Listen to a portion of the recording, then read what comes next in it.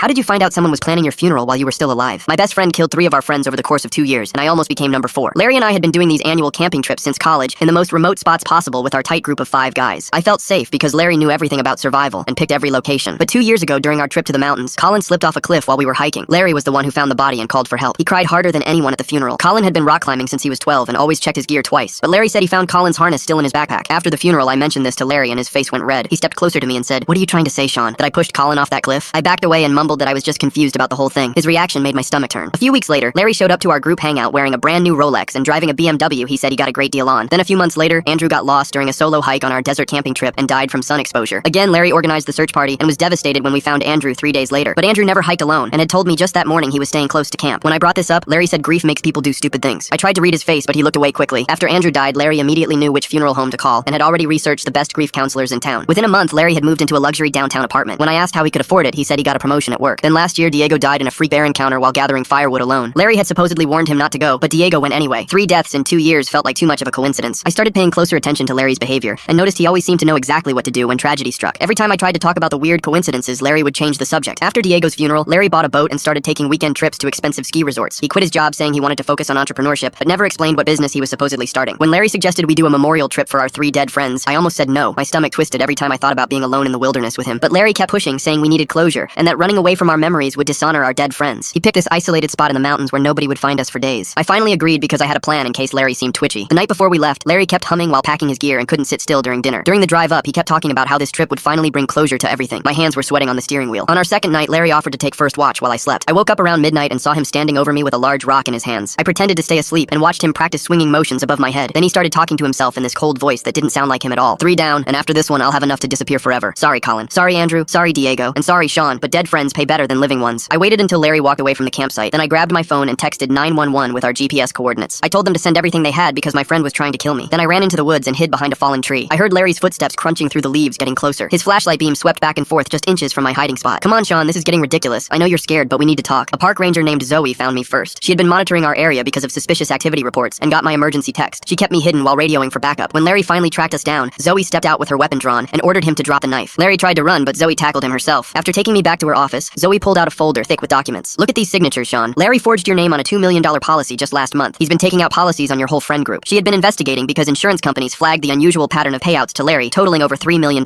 After that, Zoe became my closest friend, and I'm never going camping ever again.